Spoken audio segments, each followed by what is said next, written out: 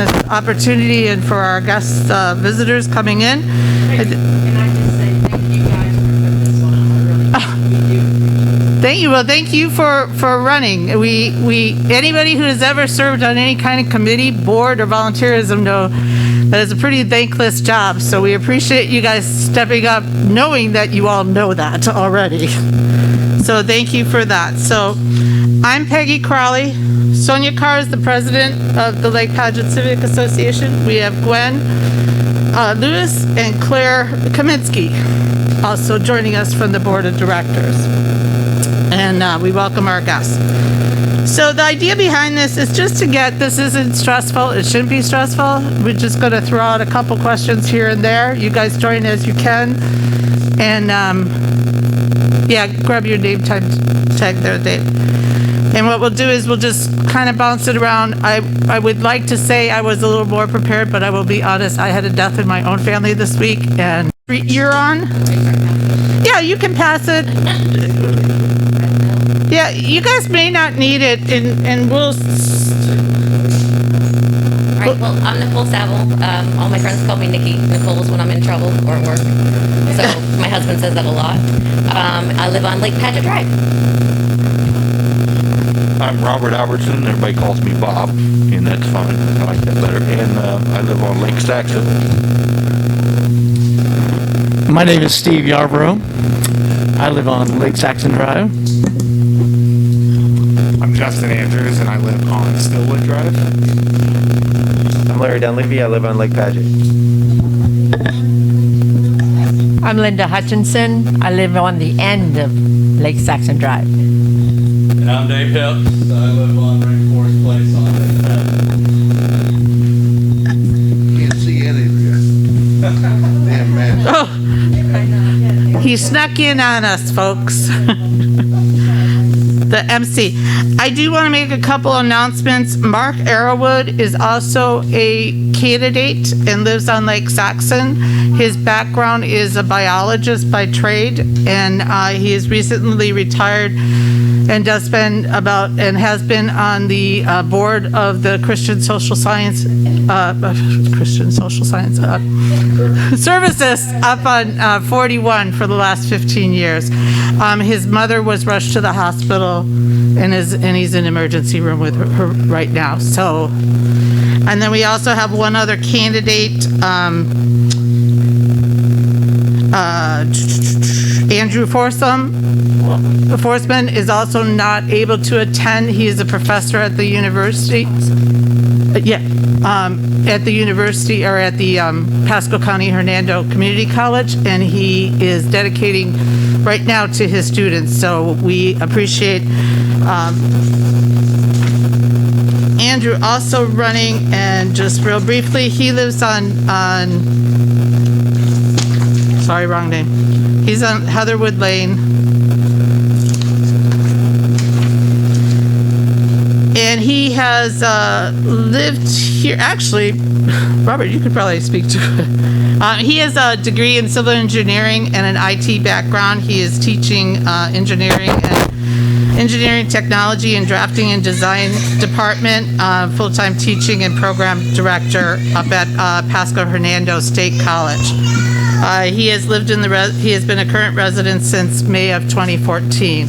And also Keith Crockett is unable to attend due to work duties. Keith actually lives on Shoreside Drive, and he has been a resident since 2004. Professionally, his background is an employee of Hillsborough County for 9 years, and he is a licensed electrical inspector and plans examiner, which has helped him move into the position of chief of code compliance working for the county. So did want you all to know that. And his one comment was that working for the county certainly teaches you how to work for the people. So sorry we missed all of them. So what we wanted to kind of do was just start off, and some of these questions are going to be the same answer for everybody. Some we're just going to do some rapid, just toss them out there, whatever. But fundamentally, we need to hear why you're here and why you want to do what why you want us to vote for you, what you can bring to us. So a couple questions, and realize that most of these questions have been brought in by the residents. So with that in mind, if,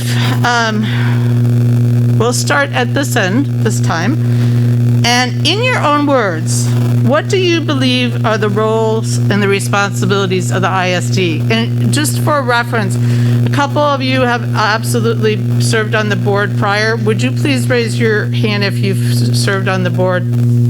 Thank you. So we would like to do.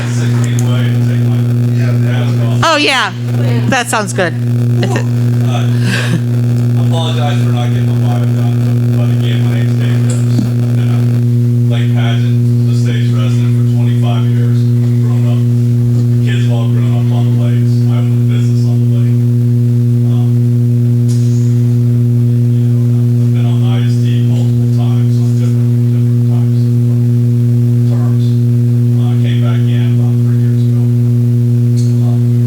So that's where we are today. So what is in my, I guess, the way I feel that the ISD is supposed to act is as kind of like any government entity, is it were to represent the 900 some homeowners that are in Lake Padgett Estates. And basically, there's going to be people on both ends of the spectrum, but we have to try to mediate that and come to a reasonable conclusion, whether it be budget conclusions or lake treatment conclusions or anything that has to do to spend everybody's hard-earned money in taxes to better the community, parks, the lakes, whatever it may be. We obviously have being on the board, one of our biggest responsibilities is budgeting and how we spend those dollars throughout the year. And I can say, from working on many budgets and ISD, I think the board members have been there. Steve has been a great president. So hopefully, I'll throw my hat in the ring for him and say, All right, we want to keep this just to the basics about you. No, we want to hear about you. We all love and adore anybody who steps forward to volunteer. So you already, all of you win our votes just by being here.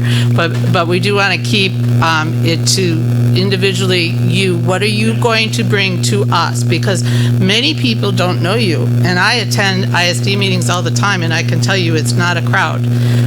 So there's probably more people that don't know you, whether you served, and those that have not. So our goal here today is, this is your opportunity to shine in front of your peers. So, Dave, would you like to add anything on? well, did we change the question? No, it's the same question. It's like, what do you want to do being on the board? Why are you here? Why do you want to run? So, and your background. Well, you didn't send a bio, so we were unable to do that. So you're fine. Let's go ahead and go with this. The background was what you said. Is there anything else you would like to add to that? Oh. And again, we didn't rest, we have no practice for this, so we'll learn as we all go. You Pete. I know. Okay, I'll try harder. Okay. So, Linda. I'm gonna do the same thing, I'm gonna step back and take my Yeah. eyes off this thank you, I think everybody can hear me. I've been a resident here for over 20 years. I've been on the board since 2012. I absolutely love this community. All my neighbors that I've met so far on Lake Saxon, coming and going, have been fantastic. Just like every member here in Lake Saxon and Lake Padgett. The reason why I'm running is because I'm a member of the board and been there and pretty much know what, the people that come and people that, have a legit argument. I want to be your voice when it comes to decisions made in our community. And our community is very important. We've come a long, long way. And with this board, I think we can even do better. And that's what I want to amplify, the fact that we can do much better each and every year that we do this. As far as the budget is concerned, the budget is very important to each and every resident here in Lake Padgett Estates.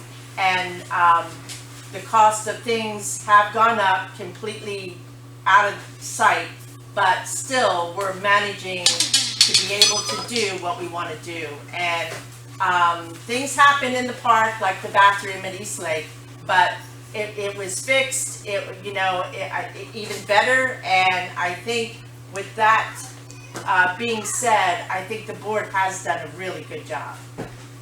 Thank you. Thank you.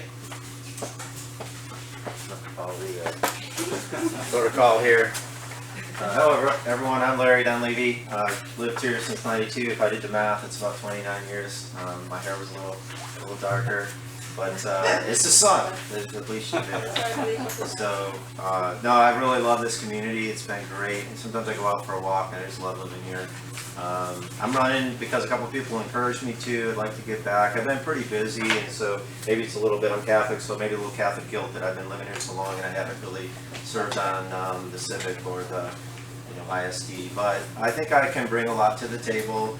I guess some of the things that I'd like to see done a little better is lake management, and I've worked with Dave on that in the past, and Dan, and contributed and tried to understand what's going on with that. I think it's really a shame we have these beautiful lakes, and when they get crowded with weeds, whether you're a fishing boat or a ski boat or whatever you have, it's just not. I'd like to see us stay ahead of the game. That's all.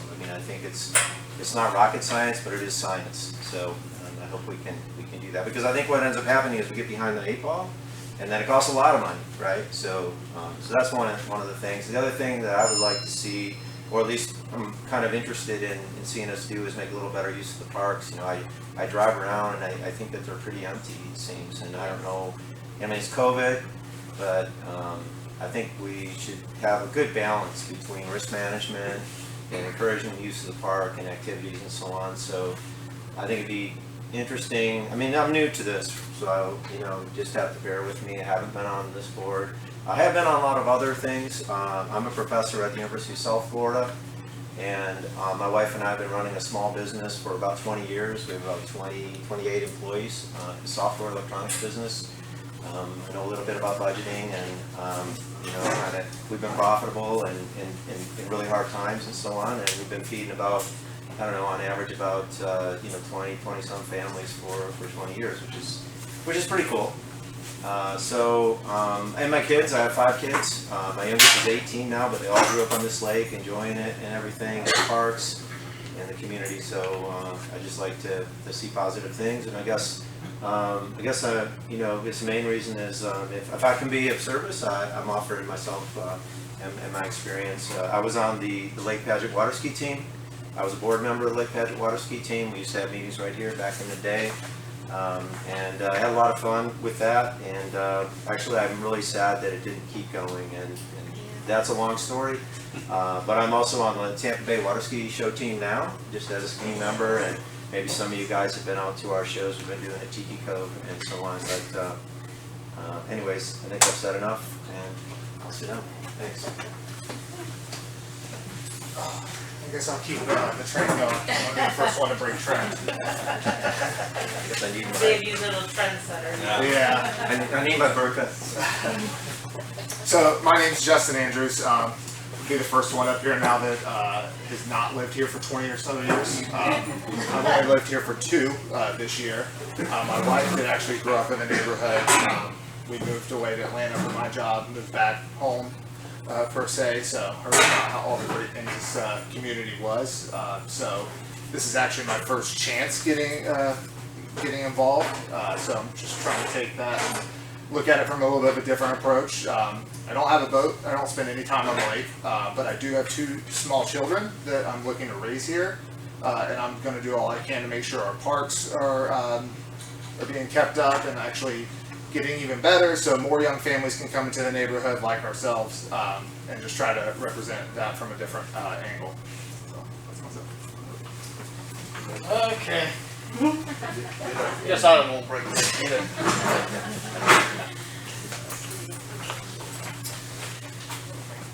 I'd like to thank all my fans for coming out. It's on now. Alright. So the main thing is with the community and Maybe identify what's your yourself. name? Oh, okay. Just we might not see My name your is Steve Yarbrough. Remember that. The main thing is with the community and the reason why I am running and why I ran last time is it's the importance of basically where we're going as a community, what we're doing for the future, right? It's important when it comes to budgeting time, stuff like that, and you see, you get fresh ideas from folks, and that's where you're gonna get like your best bang for what's going on in your community. It's not me that's gonna make the decision. It's you as the people that have the voice that will make the decision what goes on. The only thing board members do is they're just gonna vote on decisions, right? So that's why it's important whenever they have these ISD meetings that folks do come and show up, because that's where we're gonna get the best creative ideas and thinking, right? It's not only don't rely on the 5 board members that are selected for this. You know, all we can do is implement change.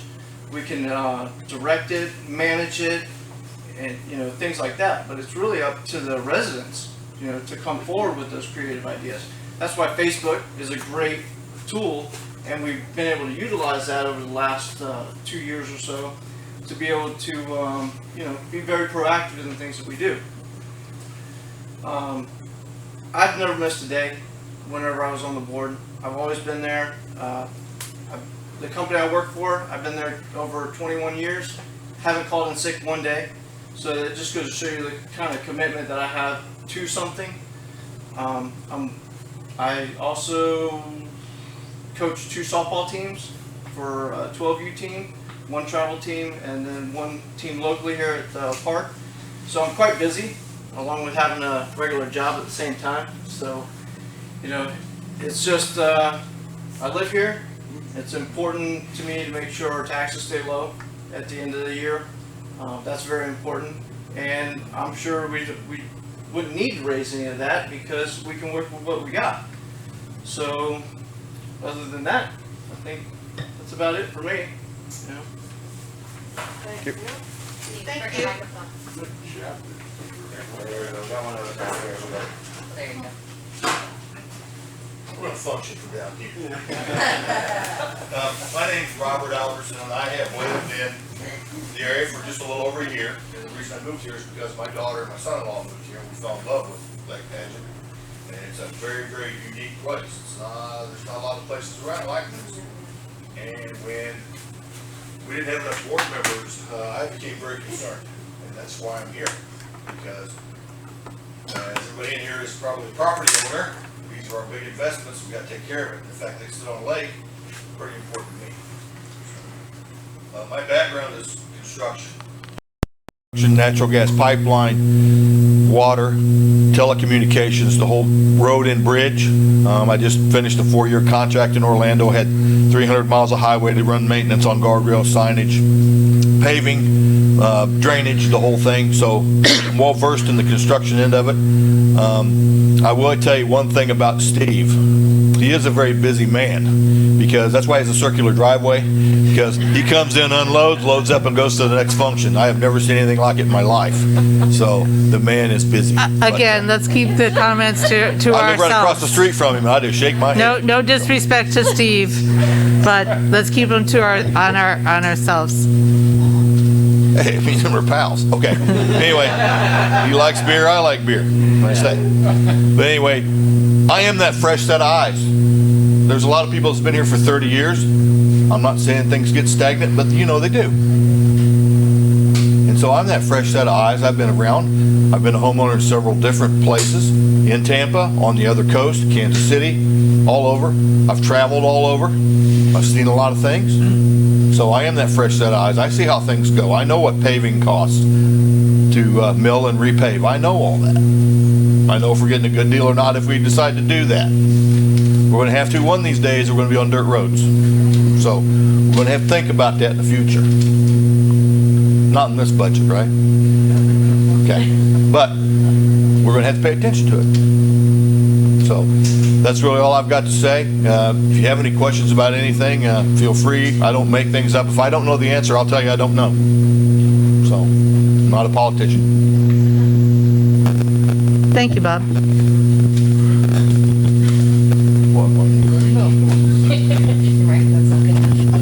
Sorry. Okay, Nicole, let's see, my background, goodness, I know this sounds silly, but I was, ever since 6th grade, on the board in high school, whether it was treasurer, secretary, so I'm at least familiar with meetings and how to run things, and I feel skilled at that. I've, for the last 9 years, been a volunteer cheer coach, whether it was at the Loose Chiefs or the South Pasco Predators, and usually for my daughter's team. So I'm good at organizing and being in charge. We lived in Sable Ridge for a couple of years. We lived in Plantation Palms for several years, and now we've been here for 2.5 years. I love it here. My husband didn't want to move here at first. Now he loves it because the house has been, we said if we could ever get a house on the lake, it's the smallest house, we will do it. And we have been working really hard to fix it. And most of the people on Lake Padgett know us as the people with the separate garage. Anyways, we love it here. And I think that's part of the reason why I wanted to be a part of the board. I just want to be a little bit more of a voice. Since I've moved in here, we've gotten to know so many people. It's like I call it a little town in a small city is what it feels like to me. And it's kind of cool because, you know, you leave the neighborhood and you feel like you're entering somewhere completely different. But anyways, I've made a lot of friends since we've moved in here, and Steve included. Haha, Peggy. Anyways, we've made a lot of friends, but a lot of friends Steve, where's your checkbook? Have you been? We've had a lot of friends that have come to us with concerns, and they feel that their voices aren't being heard. They feel that we need a fresh perspective for at least some of the board to be different members. They feel like they need to be, I don't know, like during the meetings, they feel like sometimes that there's not enough time for them to speak. They feel like they're not being called on, or when they are giving their opinions are not actually being accounted for. So they just feel like maybe someone or some new people would be a fresh perspective. I also agree with the lakes issues. I feel like we should be a little more preventative instead of reactive. There's a lot of people out there that have opinions. Of course, everybody has opinions, but I do feel like we could probably do things a little bit differently. It's like not changing your oil and then getting upset when your motor breaks. I think that there should be more presence at the meetings. I do know that not all the board members are able to make it all the time, except for one, obviously. Just joking. But anyways, I want to make sure that I can be there unless there's an emergency. Like just this last time I would have been there, but we went on a hunting trip, which the first time in my life, so I'm sorry, but that was important to me. My background is also in sales, so I'm good at selling people on things. And I guess, like I said, I'm just encouraged to run for the board by the people in the community that are looking for a change. Oh, and I also feel very strongly about trying to gear the meetings, concentrating on subjects that the ISD can actually control instead of some things that the ISD has absolutely no jurisdiction over. And then time is wasted and people get frustrated and the board members are stuck till, 8, 9 o'clock at night on these board meetings. And certain things like people's cards being taken away for something that happened at the park, and they're not given the opportunity to be in front of the board and give their side of the story. It's just voted on without them knowing sometimes. But anyways, those are the concerns people come to me with, and that is what I'm running for. Okay.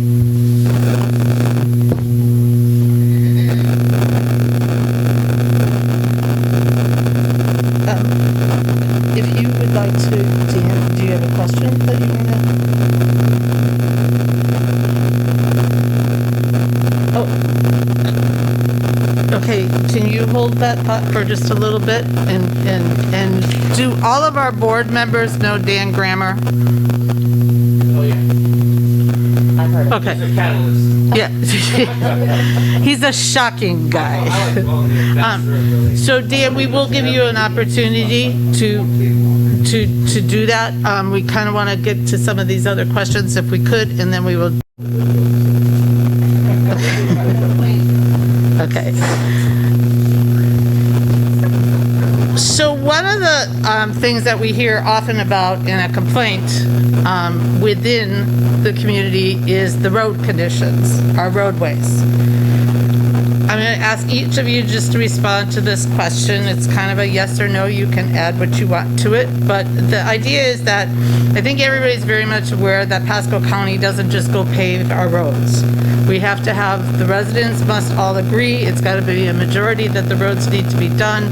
There's been times when we've been asked to pave all of the roads, but all of that would come at a cost to the individual property owners. As the ISD on the Board of Supervisors, one of your jobs would be, if this were to come through, would be to vote on the roadways as an ISD representing our tax dollars because of the property that the ISD holds with the parks. With that in mind, how would you think, or what would be your process for deciding how to vote if that were to come? Because each property holder would have their own bill, and then again, it's almost like another whammy because we would get the portion that would be the ISD's portion for our frontage roads. This time we're going to start with Nicole. Well, question for you. Does the ISD, because I don't know this part, but does the ISD have any part of their budget that is able to go towards that, or just be the community? We don't, you wouldn't know, I mean, the budget of the ISD is the community's money. It's ours. But it would not be spent on the roadway is what I'm asking.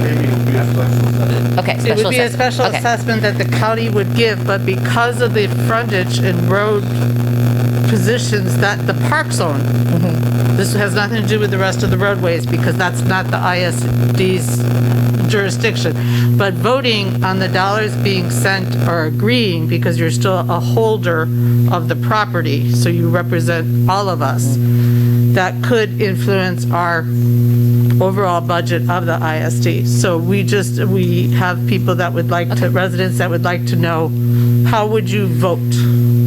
Well, for me, for instance, I live on Lake Padgett Drive, and I think, well, there is some needs, actually, it really just needs speed bumps, to be honest with you, but that's also an assessment. I mean, my poor kids, since we've lived here, they can't ride on their bicycles, they can't go outside. Again, that's so- not going to be ISD. The only thing I understand, is but my point yeah. is that I don't think that our street and necessarily needs to be repaved. It does need speed bumps, so I would want to vote for something like that, but I really think it depends on the street.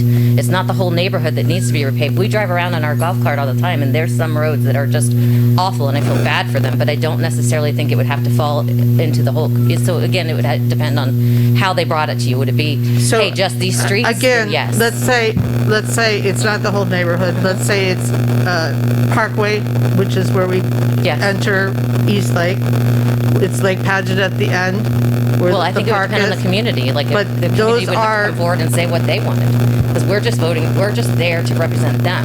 So I would hope that if it was something like that, that they would come to the meeting and they would say, I don't want this. You know what I mean? We need to know, we have to vote for what they want as well, is what I would say. Okay. And Bob, how would you address? Well, again, paving is something that I've been involved with for a long time. And it's more than just paving what we're talking about. What we're talking about on these roads is the underneath part of the road, the subbase. And that's where you get potholes, and that's why your paving comes up, because the subbase is failing. Paving is flexible, and it remains flexible, and that means if your subsurface is going away, then that asphalt goes down and pretty soon chips out, it's gone. Now, they had, I think it was about 6 or 8 months ago, they sent out the letters that wanted to know what everybody thought about it, and I saw their pricing, so I thought, well, I'll do a little checking out, and actually, the figures that the county gave to us were pretty reasonable figures for milling and paving. There's a few things that weren't considered in there. All the millings can be sold at $400 a truckload, and they can be utilized in our community. Also, the county was going to come in and take care of all our drainage issues, all of our signs for that price. So it really wasn't a bad price. It's a big nut. Everybody thinks it's a lot of money, but sooner or later, those prices are going to go up. They do all the time. And the roads are not just magically going to get better. Again, just to redirect just a little bit, because I want to make sure I'm clear on this question. Each property owner pays a portion. It doesn't matter what it is, frontage how foot. it's done, or anything, because the county's going to dictate that. But what does matter is that as residents, we all share in that cost for any of the property line of the parks, only ISD-controlled parks. So regardless of how the roads are built or what they're built of, we all share the burden of that cost times all of the property lines that we have for the assessments. Divided by the 900. So the ISD gets that bill just as well as we get that bill. But we had it already. We had it on the Lake Saxon Park, where the Board of Supervisors had to make a vote because they're a property owner. So they made a vote to not support, am I correct for those of you from the previous board, to not support the redoing of Lake Saxon? We did, in fact, vote that we didn't have, I mean, the road in front of Lake Saxon Park wasn't that bad, and, like Lake Saxon, it was the individuals. The board does not regulate any streets here. Exactly. But the cost, because our parks, which are ISD controlled, Is absorbed by ISD. goes to the district. But that would be up to the individuals that live here that want to come to the meeting and decide what the board should do, what the suggestions are that the board should do as far as the properties in front of the parks. It should not be up to the board to, because we don't regulate. But that's what my question is to you. As a board member, how would you go about learning what your constituents want? Let's face it, they don't necessarily show up at the meetings, but, and thank you for that input, and thank you for that knowledge base, Bob, that's very As helpful. far as, I'd like to elaborate, as far as it goes, that you can pave all your roads in front of your houses and not do your parks, it's not gonna help you. You need to take care of the whole problem. And like I said. I don't think the county, I don't think would tend to agree. They're kind of an all or nothing type group. And for those not familiar, Lake Saxon Drive folks did get one of these assessments, which can be initiated by anybody on any street, that the county needs to go ahead and follow through on those assessments on roads, on individually as well as. But we were just kind of looking in terms, the question was in terms of the ISD's portion financially in that. Thank you. Okay, here's my answer. How I would determine whether I'd vote yes or no would be the folks engaging what I see online from folks in the neighborhood, whether it be next door, or Facebook, or within the community of talking with everybody. That's the best way to gauge how your vote as a board member needs to go, right? I know that if it comes down my road, or if it goes down whatever, and in order to be able to really, I can't sit here and say yes I would or no I wouldn't, because I have to see the full scope of work myself to be able to make that determination. You can't make a determination on something you can't see, and you can't make a determination also without hearing from the residents, without hearing from what other people it affects down that same street, or affects the community as a whole, because everybody's paying for it. So you have to hear from everybody. You got to hear out what everybody says in order to make that decision. So it wouldn't be fair for me to sit here and say, yeah, I'm just going to go with everything, or no, I'm not going to go for everything, because I haven't heard from everybody in the community yet. So that would be my answer answer on how my vote would go towards that in question. Does that better help you? Yes, yes. Yeah, I mean, I would approach it the same way I would approach any decision that the board makes. A, doing my own research, and B, listening to not only what the entire community says, but like you said, those people that live on that street. It's hard to say without assessing it with your own eyes and listening to what those people have to say. But I think that's the only way to handle a situation like that. Thanks. Yeah, I appreciate the question actually, because I'm a cyclist too. I mean, not a big one, but I do ride my bikes around here. I have a mountain bike and a road bike, and it's getting really annoying riding my road bike down, especially like shoreside. So I think one of the things that's good about the board members is we're all residents. So we're not only, if we vote, I mean, we're not only representing the ISD. I mean, it's going to come out of my taxes. I got property, I've got road front that I'm going to have to pay for. So I'm going to be voting with my own wallet too. I'm not an expert in paving. I'm glad, really appreciate what Bob had to say. I don't understand totally what the costs are. I agree that, we need to really look at what the deal is. One of the things that this really goes beyond this, but I don't know when the last time we've done some kind of a community survey. It's just watching Facebook seems a little random, right? Unless you actually structure it. So I would like to see us put out a community survey, a good structured one, coordinating with the Civic Association and the ISD, not only to address the paving issue, if that's a current issue, but other things that people would like to see from the board, but also from the use of the park. So they really are really enjoying the parks, what would make them enjoy the parks more. Also, the stables are something that we manage as well, right? Mm-hmm. Right. So just be really good to work with. I would, if I'm elected, I'd be very interested in working with the Civic Association ISD to put together a good survey. I mean, I know about surveys because we try to do them for our company, and the longer it is, the less chance they'll fill it out, right? I mean, see, survey, it's delete, right?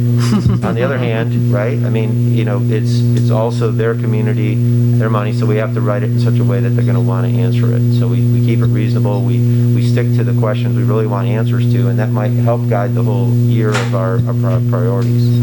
So that's what I would. Thank you. I would love to see a road paved. Rattlesnake Road out there. I've been a board member, and this question did come up, and the thing of it is that the individuals that have to pay the assessment to get the roads, way back when I first moved in here, we paid an extra money to have these roads done, and it doesn't seem from the time I've lived here, 20 years, to the time I paid my last assessment, there's nothing been done to improve our roads. So where did all that money go to? I would like to go to the county commissioners and bring this up to them and see where that money is going. And also, the fact is that the ISD does not regulate the roads except for the parks. And that would be up to the constituents here that how much should we even budget for that, if that's a budget thing. Trying to keep the taxes where they're at now is my goal. I mean, we pay enough to me, but before I dish out any money, I will get answers from the county before any of that happens.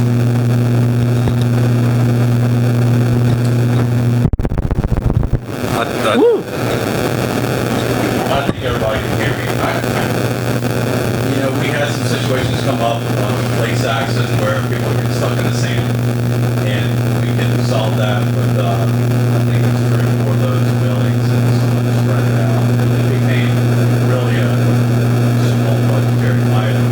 And there was a situation where there were people complaining, so I think it's important we all know to do that. I think in those situations, the board's got to take some responsibility and not put it off 2-3 months, because if you look, the way it works in the board is if you raise a motion, it's got to be approved, then it's got to be voted on, it's got to come back. Sometimes we got to do surveys, they got to come back with budget.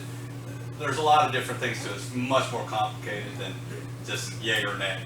But in some situations like that, we all voted on it and said, yes, we should do the milling. We don't want people getting stuck in the sand. It becomes a common sense issue, not anything else. But again, I mean, the point is it's the roadways inside of our parks, not our roadways out here, not Lake Padgett Drive or Saxon Drive or any of those. It's just what it boards to the parks. So I think we're kind of blowing this up into a bigger thing than it should be. Thank you.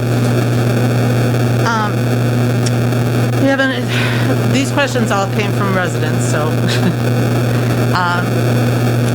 We do have, a number of you spoke about your own attendance and attendance of others, and we all know that anyone that serves in any type of board or volunteer capacity, attendance is a key piece of the success for the team as a whole. So in that, anything to change with the ISD would require, because it is legislatively created, amending the original legislation to set a minimum number of meetings that board members must attend and/or automatically removed from the board if they do not meet those attendance requirements. In lieu of doing your own job as a board member and knowing that you have to count on the team, how would you feel about that type of approach for a follow-through for the ISD Board of Supervisors, like code of ethics, so to speak? Dave started this in. I missed some of the meetings.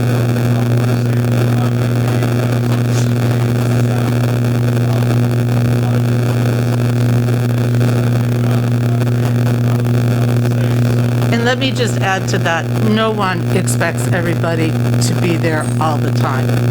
Life goes on outside of that, and we know you're all volunteers, so just want to clarify that. So there are going to be times and situations, and again, I want to see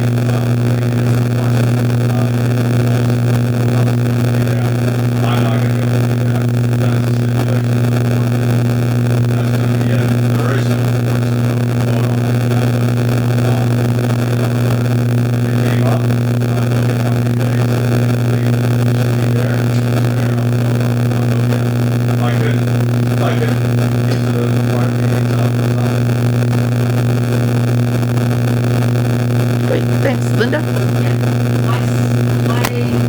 It's exactly, I mean, if you can't make the meetings, I've missed, one or two meetings myself, and, I have property down in, Boca Grande, and sometimes I have to go down there and take care of the property there. So,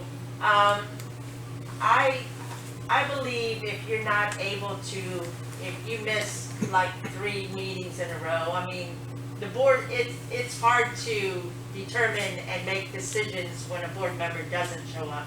I agree with that, but the fact is that none of us can make, except Steve here, Mr. Wonderful, can make every single meeting. But I think if you can't attend 3 meetings in a row, I vote yes too. I'd like to start by saying I think you should vote for Steve.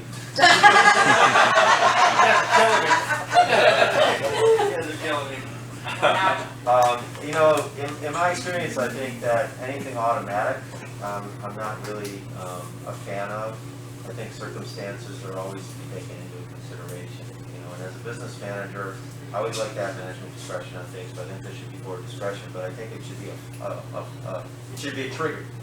So I think that's reasonable compromise. Is that whatever the number is, I don't know if it has to be in a row, but it seems like, you know, there's a monthly meeting, you know, so I travel too, and you know, I don't know if I'll make 100% of the meeting. This is new here. Obviously, in the COVID world, it's easier for us to make a lot more meetings. I don't think we're going to transition to a hybrid mode here. I think we're still going to probably stay with physical meetings. You know, I think, so that would be my consideration, that if there's a trigger like 3 meetings, whether it's in a row or not, should then be that person, I mean, I would be okay if that person then was kind of, maybe it's a probation thing, or, you know, if they could be voted off, you know, maybe the rest of the board members. I'm not sure how that process would be. Well, if As you elected can't go in the- officials, you're probably gonna run into an issue with that though. Yeah. Yeah, and that's why If you are governed by the the government. question was, it would need to be a legislative amendment to our current bill. So has it been a huge issue? I guess that's the question. It can be. At times it can be. That's the problem. The biggest problem that you face as a board member with all your constituents is that you're playing catch up from month to month for those that either don't show up and those the residents that do show up and that are trying to get caught up because they're missing, right? So do we have internet here? Yes. Yes. So why not have virtual participation? And that could happen. The thing of it is that if they don't show up, then we have to table whatever we're voting on and for the next meeting because we don't have enough. And that's hard. That's hard to do. And honestly, you know, just from a resident, and I can't speak for everyone in the room, but I was on a lot of those Zoom calls during the COVID period where it's very difficult for this type of work, to really feel like you're engaged or giving something back, because being muted if you're the resident and you know, so you're not really gonna hear from the residents with that format, but I didn't want to take away from that idea, but it certainly is much like we're doing with the, you know, the Facebook Live feed. It at least keeps people the ability to be informed if they so choose to be informed. Well, potentially even complete a vote. Yeah. The vote needs to be made. Yeah, I mean, I look at it as, yes, you're volunteering, but you are signing up for a job. So I think when you sign up to do that, you should show up. I work in the events industry. I can't control when events are scheduled, but I can control how I do my schedule around that. I will miss an event if I have a personal matter or another obligation that comes up, and that's how I would do for this, because that's, you know, like you said, how you do in the business world is you adjust your schedule and you adapt that. So whatever that number would be, I would be interested in hearing that, and you know, would do my due diligence on voting on it. Because, like I said, I think that if you sign up to do it, you should be there for it.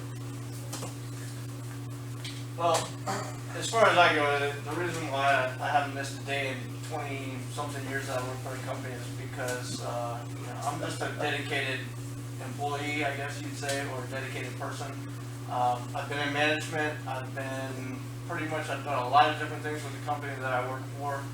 And right now, the last 2 years, what enabled me to run for this board and actually participate more is my schedule. I'm available to be, while you guys are sleeping, I'm working, right? So I'm available during the day to be more hands-on with what's going on in the neighborhood and so forth. So, you know, and the same thing goes with these meetings, because I don't work until everybody goes to sleep. I'm available to come. Now, I do other things besides just, you know, this in the past, but I work my schedule around to where I'm able to show up for something important like this. You know, this is an actual official elected position, right? And you have to have the mindset to treat it as such, right? So that's where I go with how I show my attendance for what's going on here in front of me, because I know there's a lot of important decisions to be made, and it is important because the problem is with having these meetings, you can't go with having a meeting about a meeting with another meeting about the other meeting and another meeting. If you do that, you drag something out so long in order to get resolution, right? We want to make it where, you know, everybody's in attendance as much as possible, so that way we can have more resolution faster. You know, that's what's important. And I do agree with that. If it does come up to be the case where if somebody has to miss so many meetings, where I'm good with that. I don't, you know, I'm not going to deflect away from it. But, you know, there are things that happen. It happens to everybody, and you have to take that into account. So there can be some special circumstances here and there or whatever. But that would be my stance on it. You know, and that's where I am able to do for the community what I'm able to do. I'm like Steve, I don't miss work. And I think everybody that's running, you know, voluntarily, they understand it's an obligation. they don't want the obligation. Now, do things come up? Absolutely. It's called life. Yeah, you could use that. So, like I said, things do come up in life, and, you know, as far as how many meetings you miss, I don't Build a loophole into it though, where somebody says, I can skip that meeting, I don't need to, I get 3. And I just don't know about that, so I need to hear a little bit more about the plan before we do anything like that. But I think if you're gonna run, you need to show up.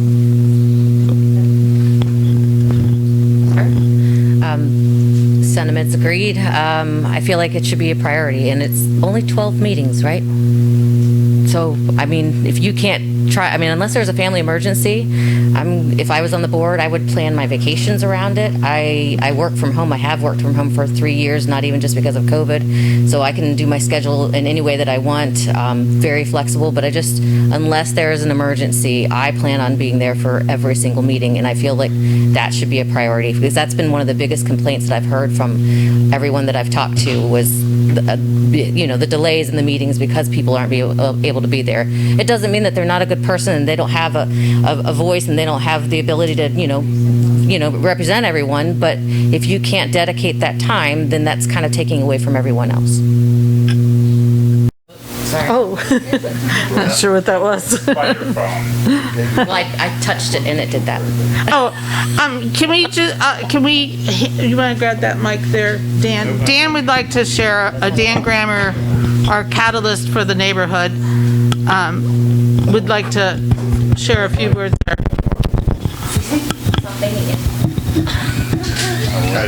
Dan, you want to use the microphone? Do I need it with my big mouth? Probably not. Probably not. All right, my name is Dan Grammer. I'm not running for the board, with good reason. And the reason I'm up here is to let prospective board members know that since this is a government entity, there's things that you got to be a little bit careful of. First of all, each board member has to discuss business in the meeting. It cannot be outside the meeting. You just can't do that. And so, Yeah, we're gonna get to some of that stuff, in all right, just a moment, but. the reason I'm bringing it up now is because I've been kind of a catalyst for that thing, which is the reason I haven't run for the board. If there's an issue on one of the lakes, somebody will let me know, and if I can handle it, fine. If I have to talk to another board member, I can talk to them. Okay? You gotta be careful of that. Your lawyer's gonna be all over that, so I just wanted to let you know. But I've been, for 30 years, I've been here, and I've been awarded the fish project. And done very right well. now, we've done pretty well with it, I think. Very good. And Yeah. so just to let you know. Actually, Dan deserves it. This isn't his first rodeo on the fish.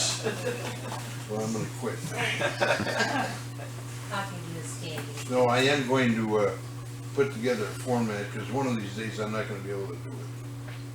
I'm a dialysis patient and having all kinds of fun, so I'm gonna put together that program so that the board will know what to do, so.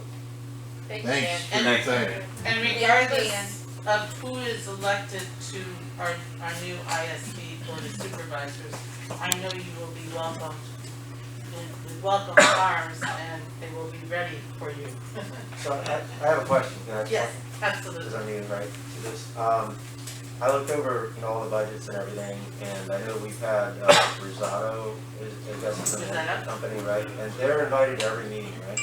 They conduct the meeting. Right, so I want to ask this question now, because they're not here now, are they? Correct. Okay, so I want to ask this question now.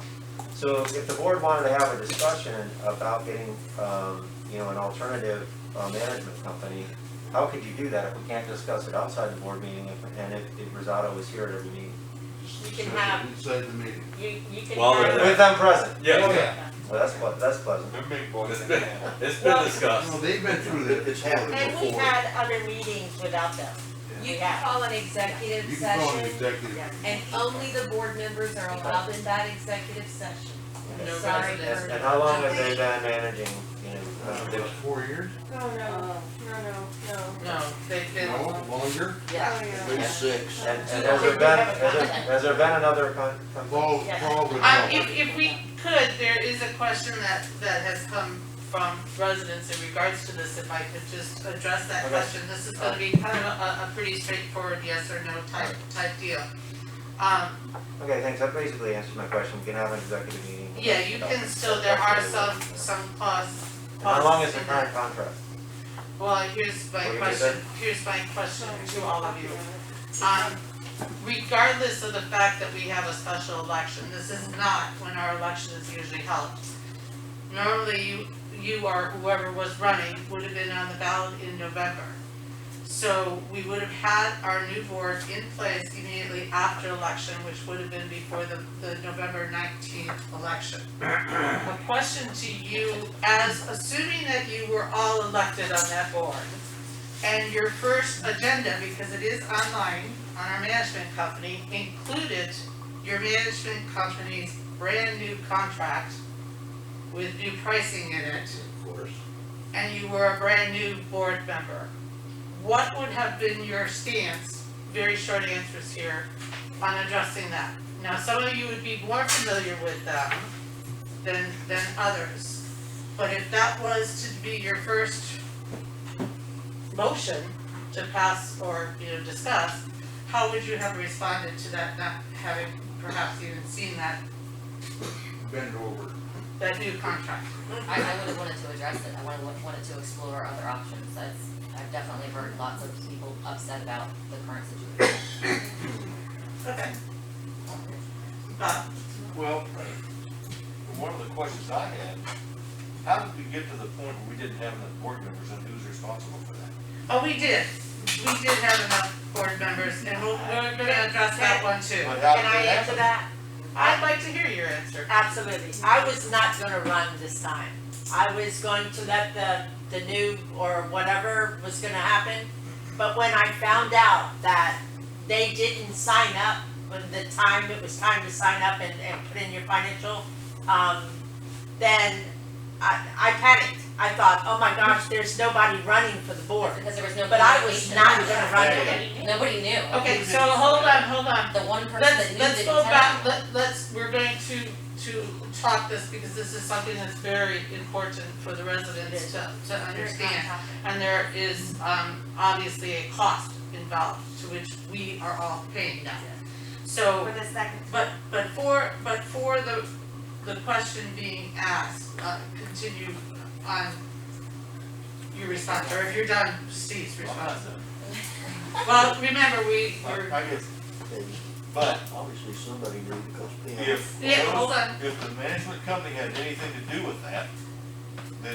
That's not the question in front of you right That's now. not what you would do. The question, Well, you have to have facts to go with it. yeah, but we're not gonna talk about that part of it, but just if you had a new budget, you're not even up to the budget, you have a new contract being presented to you at your very first meeting as a brand new board member, how would you go about as a new board member addressing that with the, See the history of the old contracts, see what we paid back then, see what, why their prices are going up, or, I mean, you have to do a little research. Look at their performance.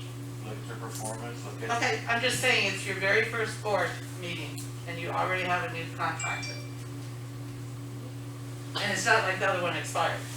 But who do you want to Are you answer? choosing to answer? No, it's just, We're that's going down fine, the- Steve. One at a time? Yeah, just go ahead, it's fine, it's not, it was just something that, I don't think a lot of residents and I don't think a lot of candidates, unless you looked on what the agenda was for the November meeting, you would see that their new contract is in there, their new agreement, at which point they're literally asking, the management company is asking for their raise, which is fine, but many residents found it, perhaps not a good timing for a brand new board members when they don't even maybe completely know what the management company is doing.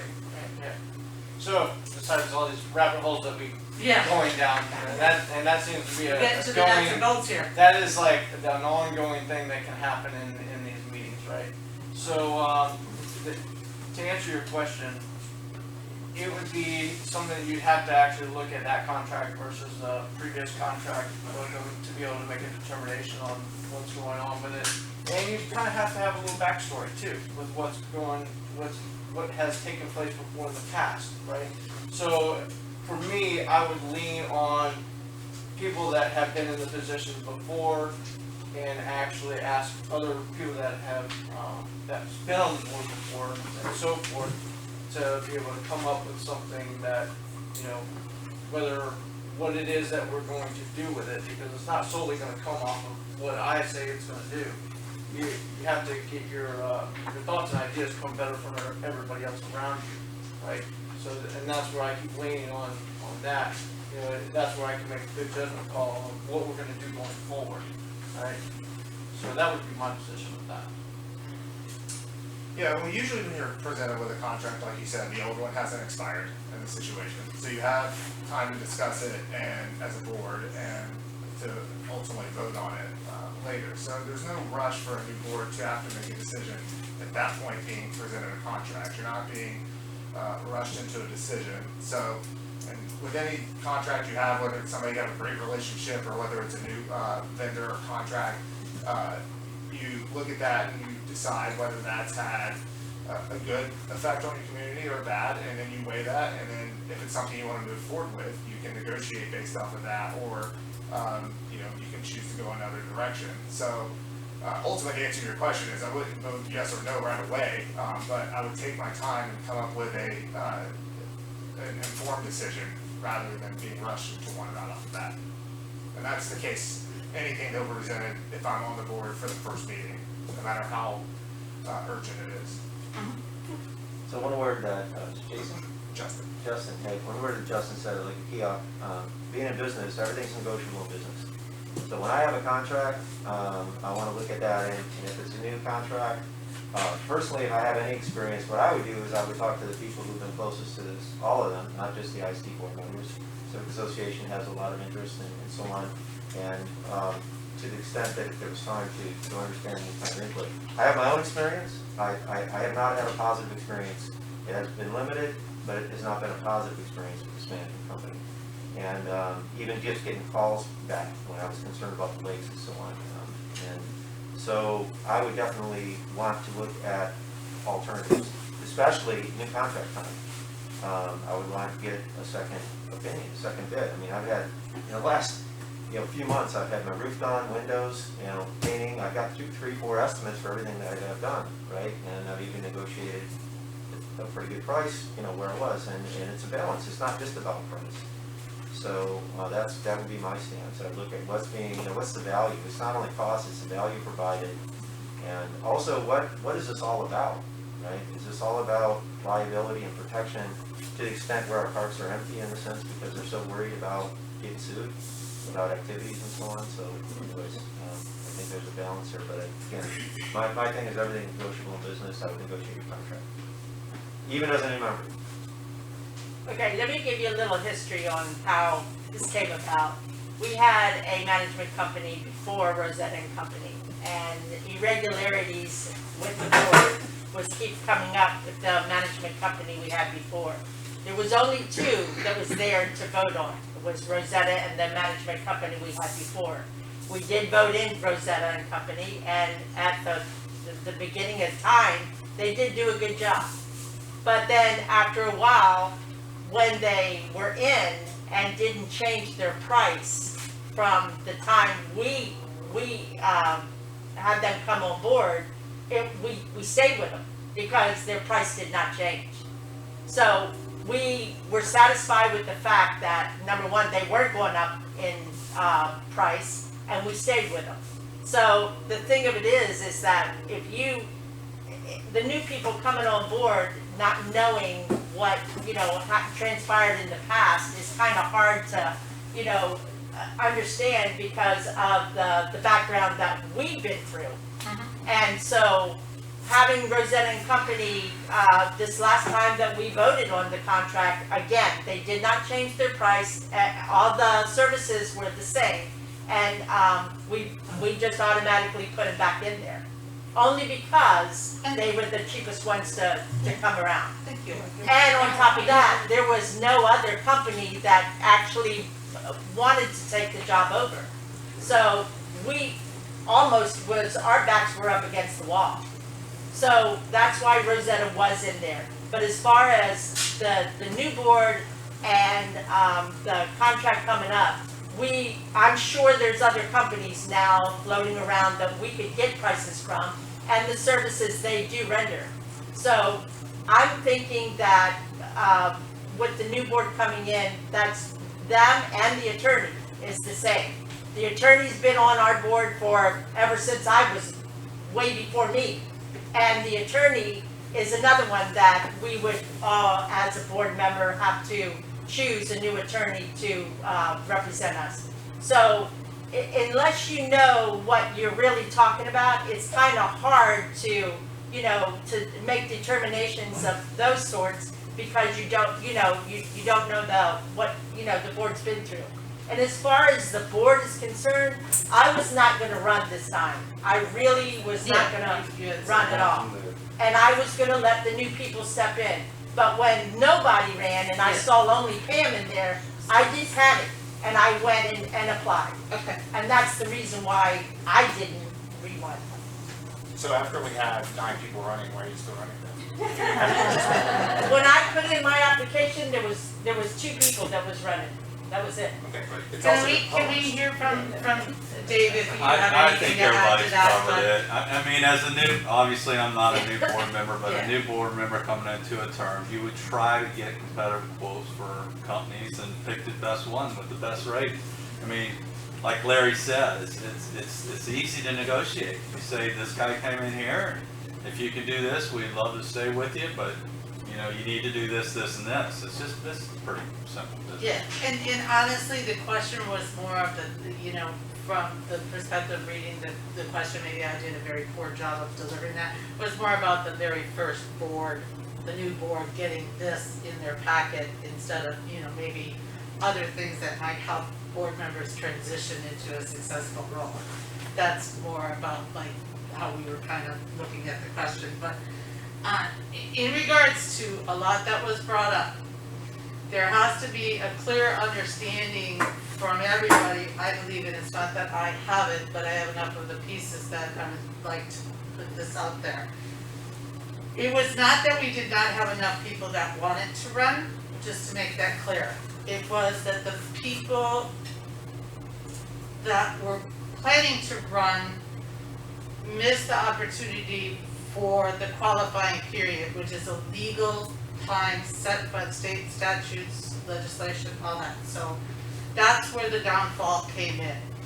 But we have one candidate, or one person who did run, and she did get her things in, and so there was no contesting on the ballot, so therefore she is in, just so that you know, everybody that's in the room, Pam Carr is already our board of supervisor. The reason why we can't do business is legislatively we must have 3 minimally in order to create a quorum. So with that in mind, we now, as the ISD, have a bill for this election that has become a special election.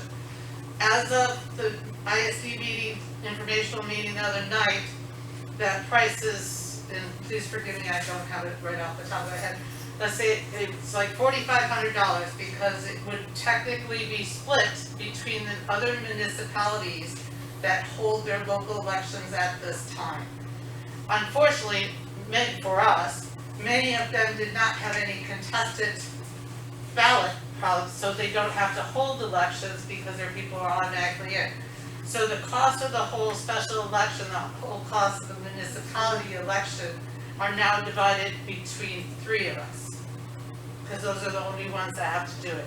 So we have a bill of about $4,500. Great. And what, is there a question with that? And the question is, I mean, I can say my own question on that is, whose responsibility was that? Because in many ways, we talk about the management company, and in many ways, I see that as a duty of the management company to have notified residents, board members. And you're not guiding them, all you're telling them is you guys need to do this by such and such a date. But on the other side of that, I also say, if you're running for an office, it's your responsibility to pay attention to what is required of you and be timely in doing that process. So, not pointing fingers, not doing anything, but this is something that we are now going to get billed with after our election, April 13th. And it will be somewhere in the $4,000 to $5,000 range. So granted, you divide that up by 1,000 homes, it's not that much, but it's still a $5,000 bill that we probably should have never had. And residents in here are familiar that we already had this happen one other time. So we should know better as a community, as a management company, and I just want to know, how would you, and anybody could jump in, no, it's fine.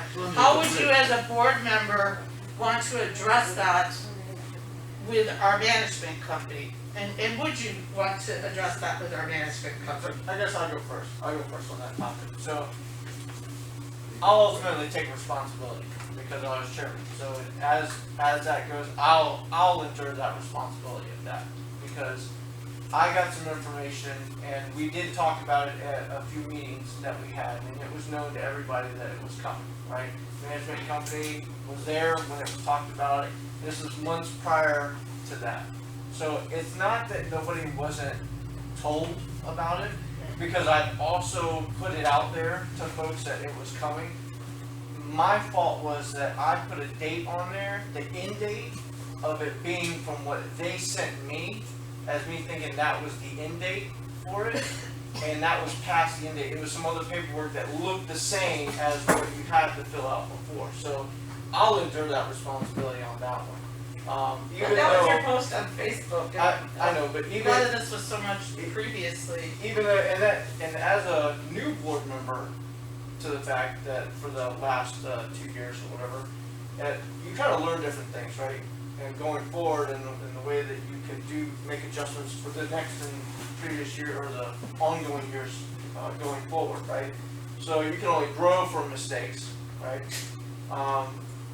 It's just that getting the participation from folks is key, and if we would have had that more, we could have had this already mitigated prior to that, because if anybody was interested in running, and you would have to look up all the information to do it, and it's kind of against the way I was told, it is against the law for me to sit here and say, you should run for the board and only tell you, and you, and it has to be told to everybody. Yeah. You know, and Yeah, I it's your understand that part. responsibility as a person to actually go look up when you're supposed to file by and so forth. Management company, I don't know if it was. The management company is not really required to bring it up and tell everybody about it, because that's kind of misleading.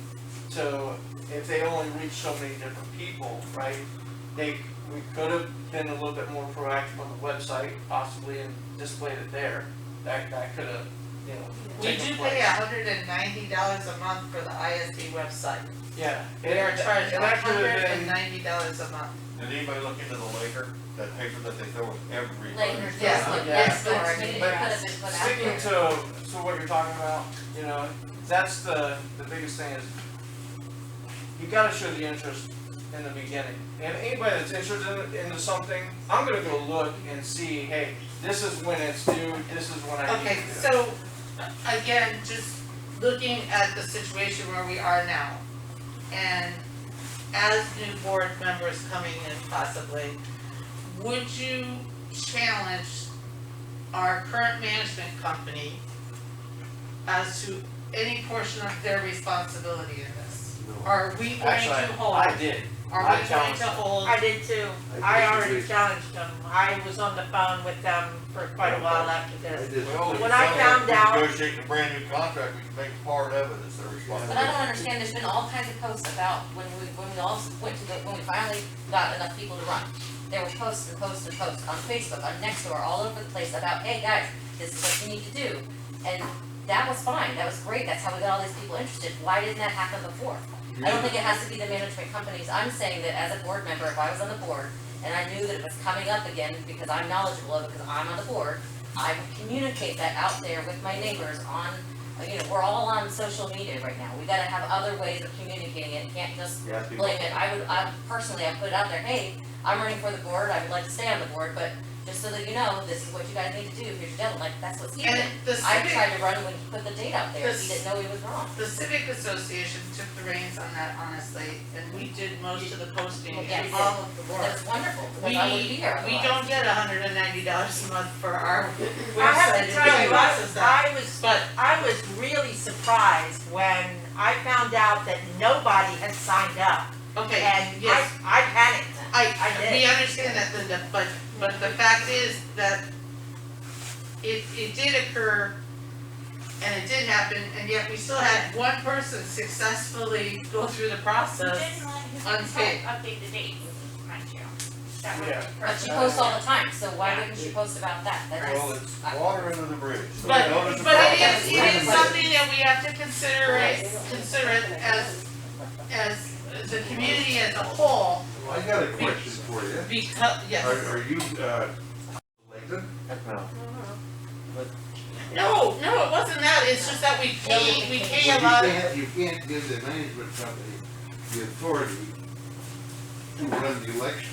No, they're not running. But I think, Dan, I think what they could do, right? Can I? Yeah. Yeah, I think what they could do is be responsible for making sure, just like when I interviewed a long time ago for the University of South Florida, 31 years ago, to be a professor, right? There was Florida law that position, before I got offered that position, had to be advertised in, diversity magazines, and so on. So there was a process. So they would have to follow a process. Well, we've got But all somebody has to be responsible for making sure that communication happens. That communication should be multidimensional, social media. I like the idea of the Laker, so the word can get out there. And as a new person to try this, I had no idea. I've never run for. I had no idea. When I was told to go down to the office, I was on my way out for a hunting trip. And I had no idea how long I was going to be there filling out paperwork. I had no idea. So Surprise! it's okay. There's all kinds of. We got it done. We got it done. But you can see there's a learning curve to this. Yeah, that's what I mean. It is a learning curve. There is, Yeah. but there And was. that's the thing. But that no learning curve, and it still happened a second time, and that's the problem. But we can beat ourselves up about this going on, or what did we do, or what didn't we do. I would hope our new board would have ideas not to let it happen again, old and new. Say that. I've been here since 1973. Plenty of. And this is, like I said, the second time, and it concerns me. Okay, guys, this is supposed to be for the candidates, so No, not for. So, but these are important There are issues up there. things. So, we're kind of coming to the end of this, so I'm sure you're happy about that. But in your own words, if you each could take, and do take a little time with this one, respond back to us on why you feel you're qualified, and hearing these issues that we feel are, as residents and things that we deal with, and how do you feel like you can make a difference, what you're going to bring to the organization as a whole, which means back to the residents? If you could just describe in your own words what your own personal goals are for this, and in that just include one item that you would like to see changed, altered, fixed, whatever, in with the ISD. Like, what do you see personally that is your bingo point? Justin, we're gonna start with you this time. Can of worms. I know that's a lot to kind of soak in, but it's really just kind of. Well, I mean, to start, I went off of Steve's post and, he owned up to it, but that was one of the reasons I didn't get involved in the first go around, why I wanted to make sure that is, because the one thing I think that can be improved majorly is communication. Times have changed. It's not the same as it was in the 70s, 80s. There's different ways to communicate now. And I think that's where having a new voice can come in. And a new voice that, doesn't just look at the way things have been done in the past. Somebody can look at, what this neighborhood can be, what these parks can be, and how to make it better and more inclusive for all families that are involved.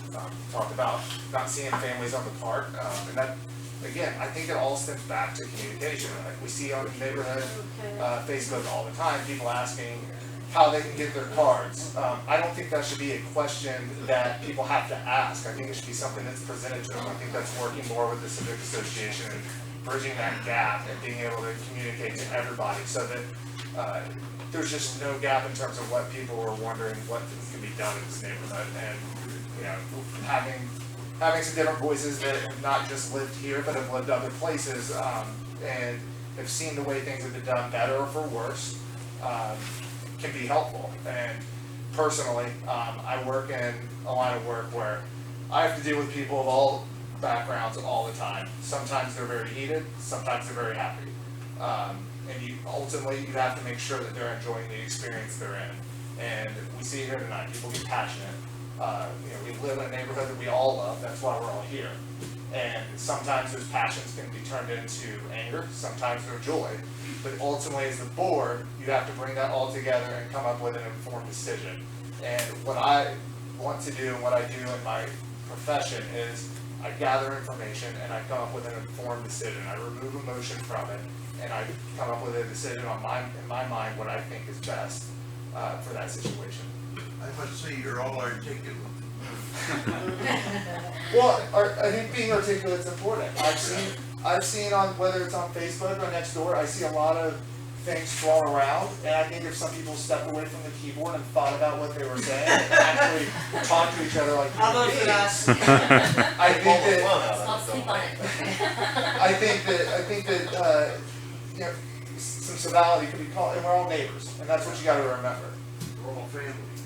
We're all trying. We're all in this together, and I appreciate it. Larry. Okay, yeah, thanks. Yeah, so this has been really good because I feel like I don't need to win. I think that there's a lot of good candidates up here. I got plenty to do with my time and Well, don't give up. I'm with you, Larry. Let's go.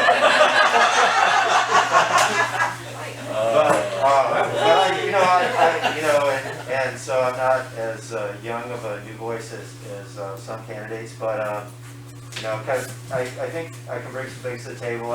It's been kind of fun running a little small company, and I read, and I'm not sure, I was like looking on the website for vision, mission, values. I'm big on that, and I read a book once. It's called The Value of Core Values.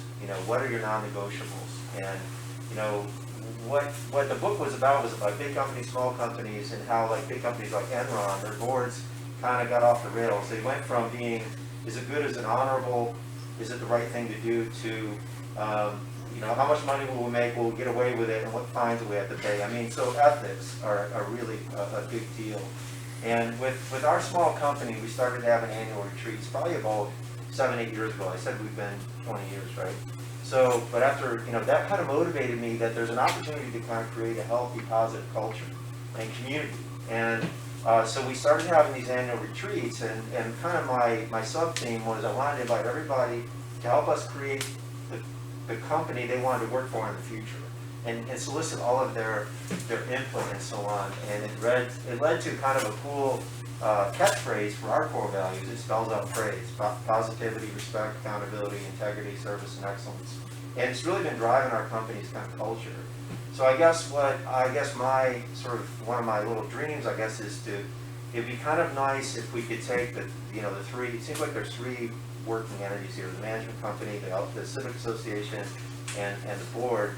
it seems like we need to create a better culture and cooperation and communication to, you know, in the end, you know, I think there's an opportunity to invite everybody who's interested. Now, we won't get everybody to play, but, you know, how about inviting people to create the community they want to live in the future, you know, to be part of that, and because there is a participation problem, right? And I'm guilty because I'm busy. I would just, you know, I would just stop water skiing, you know what I mean?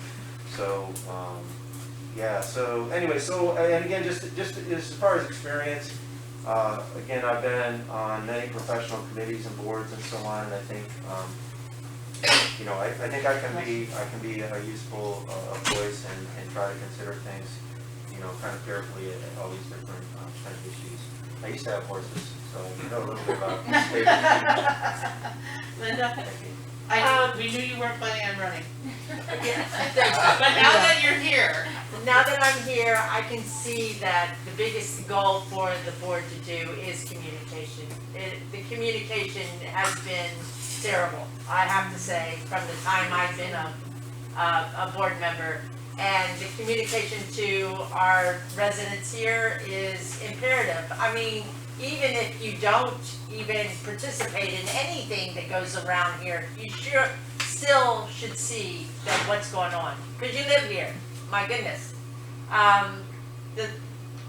As far as the new people, they're more than welcome to, you know, because it's not easy sitting on this board, it's not. And to make the decisions that we do, and you know, people in the audience, you know, are mad because you made that decision. You wait. That's all I can say. But the thing is, you have to balance of what's important, and the communication is important when it comes to the residents and the board. And being a board member, I loved it. I love this community. I love my home, and I just feel like I could probably, because of being a board member in the past, I could probably add to, not take away, but add to the community. Okay, thank you. I agree. Before you go party with Larry? Yeah.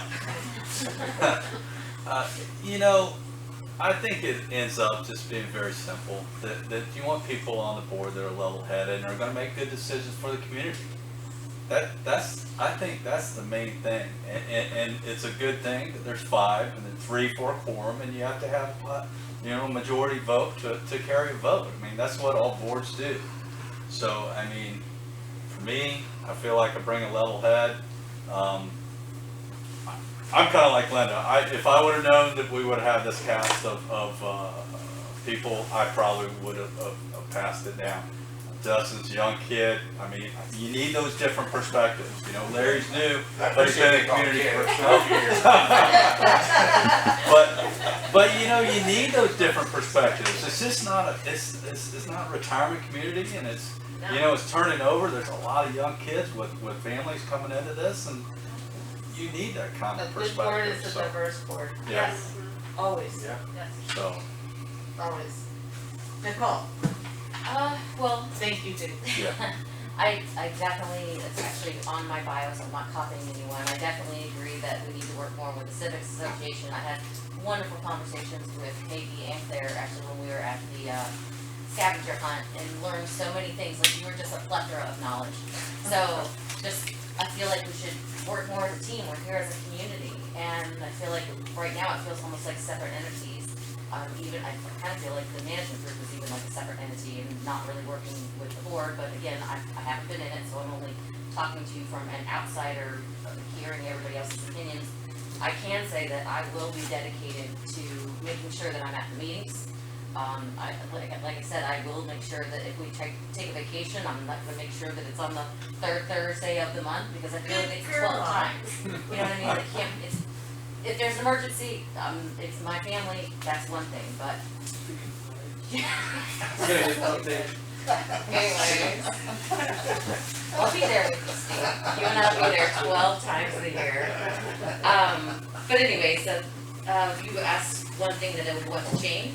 I guess I really just feel like again, I haven't been on the board, so I don't know how to handle this, but communication so that we can hear people's voices. There's, especially Facebook, there's so many residents that aren't on there, and maybe that should somehow be advertised. I don't know if we can do flyers, but there's gotta be another way for us to get more people involved. And whether that's doing stuff on Facebook because they don't wanna come to the meeting, because they don't wanna have to sit, people complain about the meetings all the time. But part of that is also because we talk about a lot of things that the board has absolutely no jurisdiction over, like people's private property, for instance. But that's another day. But that would be what I would change. Thank you. Bob? I see that the civics part of this is absolutely simple. They're the face, that they get the, you guys are the ones that spread the information. The board makes decisions, but without you, we're just spinning our wheels. As far as the management company, my feeling is they work for us. And so, if they want to work for us, they need to start doing some things that we want. If they can or can't, then they need to let us know. But as far as communications, I think that I don't understand why we don't have good communication. We have a community that has golf cart parades and boat parades and things that go on that just other communities don't have. Simply do not have, wouldn't even think of. And that gets out there. That word gets out there.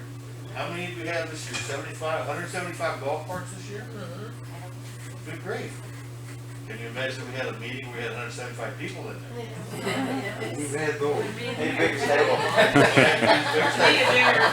Need a bigger room. But my point is, it would be easy to get people involved if we do it the right way. And I think the social media, I think the lake is a great idea. I think it's worth every penny we'd have to spend. And they are, It drops right in their driveway, and some people just throw it in the trash. I'd like to see where people go out there and get in and dig in there and find out what's going on in the community. That's when you know you're winning. That's what we need to do. I want to be on this board because I like people, and I like the community, and I want to get involved, and unfortunately I was blessed with common sense. Not so common. Right now, I wield some sarcasm because of it, and I'll try to keep that down, but I can see through things pretty easily.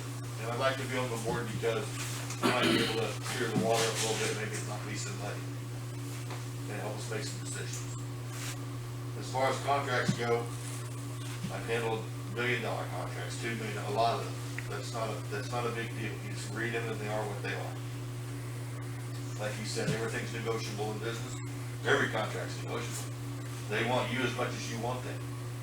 A little competition can really improve the negotiation. Absolutely. Make things shine. So, yeah, I know I've only lived here a year, but this is where I want to stay. This is it. And we have a place on the other coast on the beach, but I'd rather be here. Thank you. Anyway, Steve, want to go again? Yep. Uh-oh. Okay. So I know we hear a lot of talking about communication and stuff like that, and that's, before I ran for this board, that was a lot of what my intention was, is to go with communication on Facebook. That was the way that I was able to reach a lot of folks really fast and get information and try to get involvement, right? I work for a communication company, and you would all think that we all communicate good. No. And that's half the battle with everybody these days. You can misinterpret things when reading them on communication.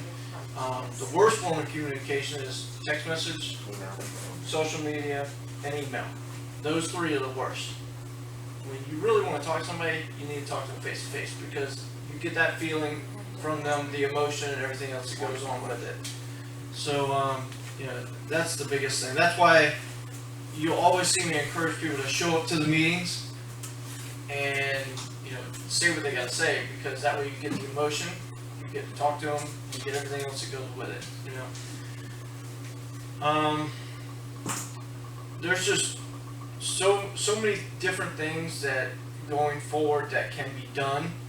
I know one of the things that I did do whenever I first came aboard was making a list, because the problem was we went down so many rabbit holes, in a meeting, and then you'd end up having a meeting 3 or 4 times about talking about this water bottle and how we're going to move this water bottle over here, right? It took about 6 months to go from here to here, right? In order to streamline the process a little bit more, I came up with making a list of all the priorities and things like that. And it's actually benefited us through the last year, 2 years, whatever. And we were able to finish a lot of different projects throughout the neighborhood, And it actually helped out with some meetings would only go an hour instead of 2, 3, 3.5 hours. It's just a little bit more, a little bit more of a structure is what I kind of brought to the table a little bit. That was just being on the more management side, because I've been in management. I've managed people from a young age all the way up to retirement age, right? So when it comes to different things, I wish I could sit here and say all the different things I would do. This is more like taking an aircraft carrier and trying to do a U-turn, right? With the positive things you want to do. You can't do it just sitting here for a year or 2 years. You're not going to change things that fast. It's setting the stage going forward to be able to make those changes, right? And that's why whenever whoever's elected or whatever the case may be, it's staying on that stage that's being set to move forward, right? In order to get the positive changes that we're all looking for. The biggest thing that I see is, and what I always wondered myself as a resident, is I'm paying this money and I want to see where this money's going. If I can't see it with my physical eyes on where this money's going, there's a problem, right? So if you look around over the last 2 years, you can see changes that have taken place, right? You can see that there's been other things that have come up that have cost us a bunch of money. And we've gotten a little bit better on managing those things that have cost us a lot of money. And my number one thing is making sure that we're just not, and I've seen this happen with big companies, that they'll pay $65,000 for something when it really should only cost them 20, right? So it's managing those type of things to bring the cost down. Because if we're just armchair quarterbacking some of this stuff that goes on in here, it's going to cost the community a lot of money. So it's good to get input from everybody in the community when we're doing these projects. When things come up, the lake issue, right? I'll bring this up because it's amazing how, we spent $90,000 for Lake Padgett, and for Lake Saxon we only spent somewhere in the neighborhood of 15. And that was because we had a residents that came forward and actually did some reconnaissance with that and brought up great ideas that we as a board took and implemented that saved us a ton of money. And that's where it comes from. It doesn't come from the board. It comes from everybody in the neighborhood, bringing forth different things that, can save us some money, So I know the bathroom stable's here, I'll bring this up. There was going to be something in the neighborhood of, how much do you think it was going to cost Linda to do the bathroom over here? Somewhere 45,000 to 65,000, whatever the case may be. 45,000. It's just for the vanity. And my thing was I couldn't see, for some reason I just couldn't see ourselves spending that kind of money, and we did it for under 2. I went out there for 2 days and fixed that septic tank with them, and I helped them with the bathroom and stuff like that. 2 days of my time for 8 hours a day each day, and I'm just helping the park guys, So instead of it costing us $45,000, $65,000, we did it for 2. Yeah. So now we're taking that money and putting it somewhere else that something that needs to get done. That's what the focus needs to be on when we're moving forward with whoever is on this board. Because we can piss away a lot of money real fast just for armchair quarterbacking, and we don't want to do that. And the liability for the things that we did do, we have to be very careful when it comes to liability. The liability fell on our shoulders when we had an accident in the lake. And I don't ever want to see that ever happen again. That was awful. So it's just about, being smart with what we're doing going forward, and not having knee-jerk reactions to a lot of things. If we just had these meetings, and if I kid you not, if we had this amount of people here in a regular meeting, that'd be great. It really would. And this is what's important with the folks at home watching this. It's great if you just show up, to help give input. It's not that, I hear this old thing in the past where, and I've been through it too, along with hearing it, is that a lot of board members, or a lot of folks that would come to the meeting don't like to get hurt, right? Or they only get so many minutes to get hurt or whatever. Well, I know I've driven the management company crazy by letting people talk. That's the biggest thing. I gotta hear what you gotta say because it's important for us to make a decision. I know running it like a regular government meeting is good in a couple ways, and then it's bad in others because as these topics come up, sometimes people lose that train of thought that they have towards that topic, and circling back around and all that stuff. It's okay, but it's better to get it right then and there to interject in the middle of talking points. But that's the biggest thing is participation in what's going on, and And it just happened to be Debbie and Rick were here when they brought up the cost of doing Lake Saxon, when Lake Saxon was choked out as much as Lake Padgett was, and we spent $90,000 on Lake Padgett, and they happened to be at a meeting with the suggestion of what we can do, and the board had passed the idea of our guys, Tony and Steve, getting the licenses to do our lakes, to be able to spray our lakes. We sent them in to be educated. They got their certificate, and they have completely did the spraying for our lakes. And we agree, the previous board has been on target with a lot of things, and I do feel for the people that do not participate, because you're missing out on seeing what is being done and what is improving, and what is possibly other people's. And the other thing is a lot of people at home, watching this, and everybody here, you don't necessarily have to be on the board to make an impact. You don't. Yep. And it's just like Dan Grammer, for example. He's been very good at doing the fish thing, and it was kind of funny, like in the beginning, when I was like, well, it's easier for him to go around doing all this stuff and then report back to us and be the go-between guy. It just makes sense, and he's done it before in the past. So we as a board or whoever gets chosen can make small committees of different things that can get done, and people can target different things and be the voice for that committee. And that's what's important is hearing, having separate committees can make things go faster for the regular board. So there are a lot of good talents and a lot of people that know a lot of good things that can help out, and that's why I keep circling back to it's important to show some participation and at least show up to a few meetings where you can get engaged into what's going on and to help out, as your input is very valuable to the community. And you can always help out in that fashion. A lot of people don't have time to run for a board and sit in here and have these meetings and stuff like that.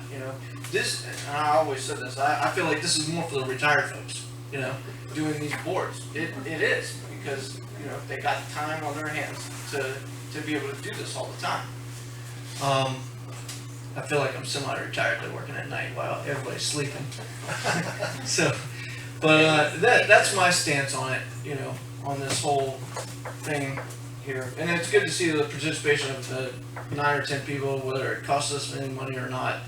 At least we got some participation out of this. And maybe this could be the eye opener for everybody. I hope it is. It very well could be. Well, you know. anybody wants to know when 2022 qualifying is, it's already on the Civic Association. And that's good.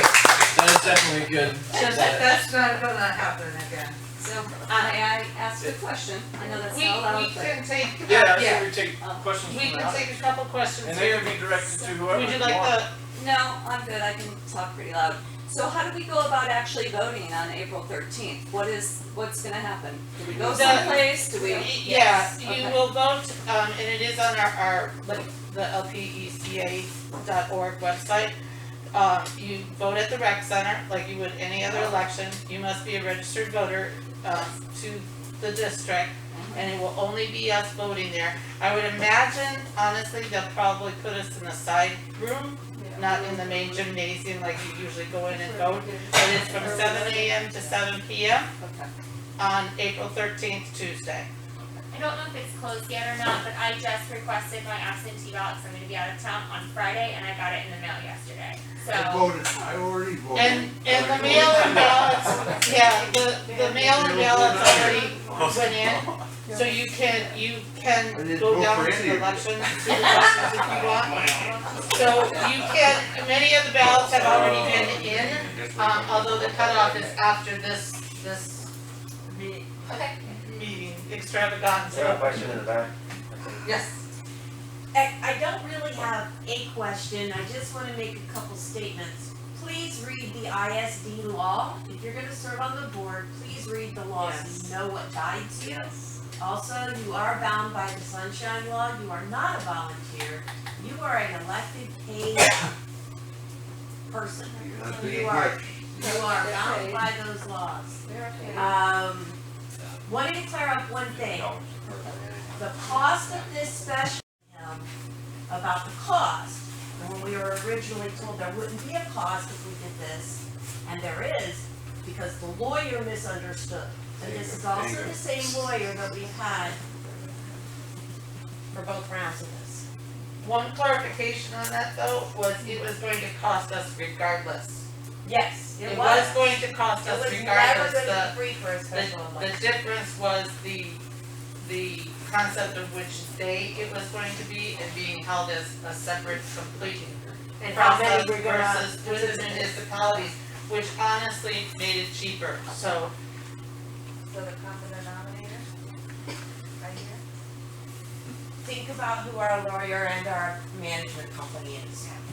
This is the first problem. We should, as a resident, I would hope every single board, every single term looks at what we have, what we're paying for and what we're getting, regardless of who it is, when it is, or anything else. Absolutely. So a couple just real quick closing here. Any other questions from the audience? Does anybody have any questions for any individual person up here, or anything that you want to know about somebody that you don't know, or now's the time to ask? I do want to make one thing clear. When we passed this ISD and became an independent special district, it was because our parks property was in the name of Pasco County. And we had an MSTU, a Municipal Servicing Taxing Unit District, and we had an elected board. But we were a district of the county. Same concept that we're doing, we're paying our taxes, they maintain the parks. But they were gonna open them up to the public to meet a comprehensive land use plan mandate. It was the people on your civic association and a few people from the MSTU board that got together that created the concept of the ISD because there was no other entity that we could become. We wouldn't be an HOA, we wouldn't be a CDD, those are all different things. So we became the ISD, the discussion of eliminating the civic association was all in that, and there was a group of us that said, no, we want the civics association to be the voice of the people because the ISD will only be the parks. And for a while, it kind of floundered, it didn't do anything, but I'm gonna give accolades to these fine ladies who have stepped up to the plate that have brought that civic association board back around to where we are. And the importance of this board communicating and working with our civic association Yes. is an absolute must. That's got to change. You've got to be a team. You've got to work together. You can't sit there and fight these people who are trying to do projects in our community for our community and rake them over the coals like they have been done in the past just to try to get events done. That's not acceptable. I want a civic association friendly board. How many of you say you can? I Thank you. Some of these, Christie just talked about originating the ISD. She's the one that initiated. Absolutely, it was She Christie. did it. Whenever you're with Christie, We you just went look out- at it and go what she says. Yeah, but when we went out and we raised money to get these parks where they belong, so we didn't have the public going. So a bunch of us went out, we raised about 15,000. Why? Because Christie said, we gotta raise 15,000. We got done, Christie says, I can get it done for nothing.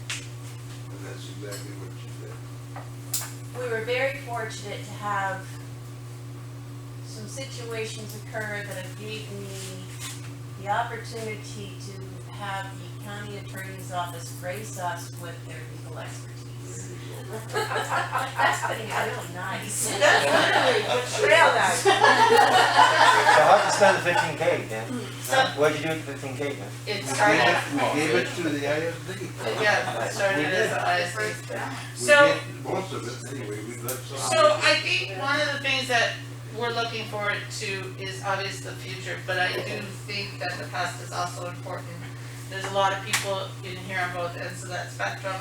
So with that in mind, a couple of the just keywords that I picked up that I kept hearing consistently, which is gonna be important for anybody serving on this board, is attendance, communications, your own, and then the board as a whole, and the residents, communicating with them, and finding our way to make this all work.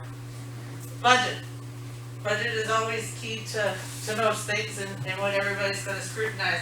And just so everyone is aware, both on the streaming and elsewhere, budget begins as soon as you guys are elected, like ASAP. So get familiar with it. Collaboration better, I think we hear a lot about that. We have a lot of different entities, diversity, as much as it's important in a board. I also was the number one reason why I moved to this community 20 some odd years ago, was because it was so diverse. So we have to consider all the residents in doing so. And our continuation of the assessment of not only our management company, but anybody that we contract with. And I think our residents, looking at those issues with a strong board, doing those things, we could have some great success in here. I would like to thank all of you for stepping up, stepping in, stepping over, whatever. Thank you so much for being here tonight, for all the people joining us, both here and afar. Thank you. If there's any other questions? Any questions you guys want to? You got a 1 minute, say something. You don't even have that. Well, never mind, yes, you don't even have that. I have one thing that occurred to me when we're talking about all this. I mean, the world's changed. You know, my workplace is gonna change, you know, I got a bunch of empty offices. So, we're live streaming today. I don't know if that's been done in the past. I do suggest that there be a virtual way that residents can participate and watch what's going on. And somebody should be monitoring it and controlling it, but they should be able to raise their hand from home and raise a point. It's gotta be controlled. I think the timing is important. I think that the meeting should be, we have a defined start and stop time with table issues. I agree attendance is a big deal. Because attendance is a big deal and the world has changed, I do encourage that on the exception, that rather than just being absent, that whether, you know, that we be able to be virtually present, you know, we did that once. When this thing started, it worked out pretty well. Yeah, so fix it. I mean, these things, bugs can be worked out. It's not perfect, but it's better than not being here because we can participate in the conversation and we can listen and we can vote. And it's a lot better because I'd like to say. That's the management company. Yeah, and that's something that this new board can. So that would be my suggestion, is that it be the exception. It is my intention to be here for every meeting if I'm elected, but we do have a second home in Michigan. I mean, it's really hard to negotiate when I can actually get my family together, go on a vacation, right? So it might be a third Thursday, right? So I'll try to minimize. You're good? Yeah. Third Thursday, everyone, 6:30, be here. And also, Right. But I'll be here virtually if I'm not here present, if you guys give me that option. And also to challenge all of you to attend the Civic Association meetings. Absolutely. I have definitely decided I will be attending. I did have one other comment if I could. But my comment is about Facebook and too much reliance on Facebook. And because, a lot of people just have stopped and gotten off Facebook for multiple reasons. And, there's a movie called Social Dilemma. And if you watch the movie Social Dilemma, you will spend less time on social media. So I guess we really need to be kind of open to not just relying on one source. So Lakers one, there's multiple things. So I think we need to kind of, keep. That was brought up, that the management company moves the Laker from now on, instead of this cheapo, see it in some Coast News, there's a legal allow notification for legal purposes, they will start using it. They did price that out, they did agree to it, so, that's what you learn when you go to the meetings. Because all the rest of us, we all have to learn what's going on, so. Again, thank you everybody, appreciate your time, appreciate your running. And I would like to make a very special, thank you to John and Molly Turner, once again coming through the town. Maybe the video, I don't know, we'll see. And I'll try to get the video up on YouTube a little bit later on this evening. Hopefully the audio is good. And also to the board of directors, we're missing, Babe right now is not here, Babe Gregg, but she is another member of the Civics board of directors, and like to thank them for their commitment to doing all this as well. We've been doing it for years. And a huge thank you to you, Peggy, for putting this together.